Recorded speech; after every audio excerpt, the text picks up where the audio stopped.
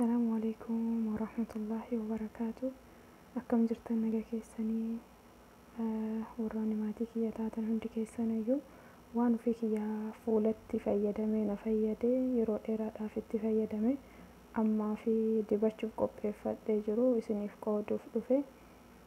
Waan ani itti godhe kun killee adii sanii boora keessaa baasee killee takkaa fi korkomii yookiin irdii jedhanii akka afaan biyya keenyaatti maankaa tokkoo fi loomii gimmaasha damma maankaa tokko itti godhe faayidaa guddaa qaba. Ani itti fayyadamee yeroo dheeraadhaaf argee jira.